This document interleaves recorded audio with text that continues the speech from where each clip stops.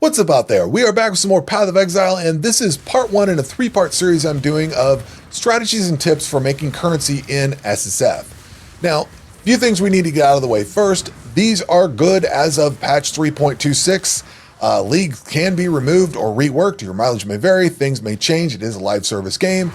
These could potentially help you in trade. There's some little tips and tricks for like crafting and things like that, but you're probably swimming in mirrors, so your mileage may vary there as well. This is by no means the most exhaustive or efficient ways of doing any of this, and we are largely ignoring any kind of mapping strategies, scarabs, or magic find. There will be times we're talking about them. For sure, we're going to talk about some league mechanics that I find give you a little bit more currency than some of the others, but we're not going to approach this from any strategy perspective because strategies can change by the leagues, and this is more of just the basic underlying ideas. This video is focusing on making currency by saving currency, which is going to be apparent by what we're talking about. But I want to start off with like the Orbs of Binding. These things took me far too many hundreds of hours to realize what they did and how they worked and how useful they are. If you're not familiar with what an Orb of Binding does, it takes a normal item and then makes it into a rare and potentially four-links it. I say potentially because these can be used on weapons, armor, rings, amulets, maps, all kinds of things. I've used these in a pinch as a replacement for an alch. If I didn't have enough alchs or I wanted to save some for my gear or whatever, I've used these instead on like maps and rings and things like that. So they're very handy. They have a lot of utility to them. What they're really good for is taking an item, a normal item, and then giving you a four-linked rare out of it. So you can use this up into mapping or far later into the end game. There's a lot of times I'll find an item like a pair of gloves or helmet or boots or something like that, and I'll just scour it off, run one of these things on it, and it saves you. The reason you're using this piece of currency, or the reason I like this piece of currency a lot, is because it saves you the use of an alch and however many jewelers or fusings it takes, and fusings I guess, to get to whatever you're trying to get to. You're not going to just run an alch, one jeweler's orbs, and one fusing. You potentially could, but for the most part, you're probably going to run at least 2 or 3 or 4 or maybe more jeweler's orbs and fusings to get that outcome. And this thing does all of that in one. So it's very useful and it's very efficient for league start or alt characters. The other cool thing that it does, and I don't know when the cutoff for this is, but in like Acts 1 and maybe 2, somewhere in that realm, certain things you pick up, like gloves, boots, or helmets, can only be 3-linked. You'll run jewelers on them. It'll say you've reached the maximum number of sockets, and then that's it.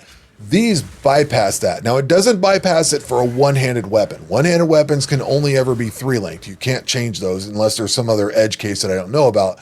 This doesn't bypass that, but it does in the case of, like I said, boots, gloves, helmets, things like that that have a 3-socket limitation. This will actually 4-link it and make it rare. So you can grab something off the vendor, drop one of these on it, it 4-links it, and you're good to go. You may have to run some chromes on it to change the color, but I find these very helpful, especially through the campaign, or like I said, if you want to save a little bit of currency in the end game and you find something you're interested in, you just want to get it rare and then continue on with essence or harvest or something like that. These are really good and very useful for what they are. Now, the next thing, I spent far too much time gambling with Chaos Orbs. I can't tell, it's kind of embarrassing to talk about how many times I gamble with a Chaos Orb. When you first start playing, you don't know all the different league mechanics and things that are available, so you get currency, you're like, hey, cool, I'm going to try this and see what it does. I spent far too many times gambling with a Chaos Orb when what I should have been doing is getting up harvest juice and harvest crafting, because think of harvest juice like trees. They're a renewable resource that's easily gotten, and you can just throw it on an atlas tree. You can throw it on your atlas tree. You can throw scarabs out there, go farm up a bunch of harvest juice, and then come back. And the biggest thing that the horticrafting bench gives you is the ability to target certain modifiers. This is massive. So you're trying to work on a sword or something like that. You can target attack modifiers. If you're trying to get some kind of LE damage or something like that, you can target out fire, lightning, cold, whatever. Same thing for like boots and gloves and things like that. You can target up defenses. You can target up elemental resistances, life modifiers. there's a lot of potential here. Speed modifiers. Harvest crafting is something that took me up until Settlers League, so probably 3 or 4 leagues before I realized exactly what it did and how it worked. And it was just another thing that took so long to realize. And I'm like, man, why didn't I do this so much longer ago? I should have been tinkering with it. And there's a lot of cool things you can do beyond gear crafting. There's other stuff you can do. Or another one that I really like doing is if you have, say, a really good roll of like a fire or a cold res or something like that, you can actually use harvest crafting to replace that with one of a different. So if you got fire and you want cold, there's a harvest craft you can actually replace with the same type. So if you got 43% or the same magnitude, I guess, or tier, whatever you want to say. So if you got like 43% fire res, but you really need cold res on that item, you can flip flop that and get cold res on there that's maybe 40 or 45%, whatever. It goes in the same range. Really handy. Harvest crafting, I can't speak highly enough of. It is phenomenal.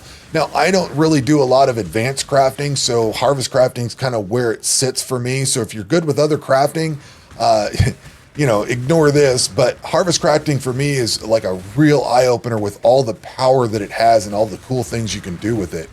And then kind of getting back to the gambling on things, don't spend your divs on your gear unless you really know what you're doing or have a stack of them. There was one time I had a belt, I think it was, or something like that, and I thought, well, I can make this belt better. I'm going to try a div on it. Yeah, don't do that. Because if you don't immediately get a better result, usually I think you're going to get a worse result. So it actually bricked my build, and I didn't even think this was possible. I should have known better, but it just didn't dawn on me that I think it was like int or dex. I had the int or dex or overall attributes, whatever it was. But when I ran a div on it, it rolled it back to where I had 1 less or 2 less or whatever it was. So it just bricked my build. Then I had to go scramble and remake a belt or ring or whatever it was to put on there. And that was a bad experience because then I had to take a worse piece of gear. And even once I got it fixed, it still wasn't as good as it was in the first place. So I really don't recommend gambling with divines. Save those things for crafting or whatever. Just don't do it. Don't gamble your gear with those unless you've got a total side piece of gear that you're crafting up. And, like if you're working up a new weapon or something and you want to run a div on it, that's fine because you're not relying on it. But maybe the better way of saying this is don't gamble the gear you're using. That's probably a good option. But divine gambling is not necessarily worth it either. And then the final thing I want to round this out with, and this one's one that didn't hit me until this league. Normally I play a bunch of different builds. I get bored. I want to try something out. I go try another build and, whatever. But this league, I've been really focusing in on one build and driving that build as far as I can because I've been trying to do a lot of bossing and things like that. So I haven't had the itch to go play other builds. I've locked in on this one. This is the one I want to work on.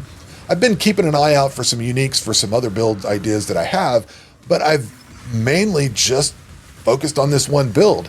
And it became apparent to me a couple of days ago. I realized how many Chaos Orbs I had stacked up and how much of all the other currency, Eldritch currency and things like that were just stacking up in the background. And it's because I've been playing one build. I haven't been trying all these other builds out and tinkering around. Tinkering around is probably better for Trade League with the currency exchange and all that. But just playing and focusing in on one build has really opened my eyes to how much I was just wasting on other, maybe not wasting is probably not I was spending a lot of time learning and trying and tinkering, but how much I'm saving now because I'm just not spending on anything. So to round all this out for this video, you will save a lot of currency by just spending time on one build, getting it, doing whatever you need to do.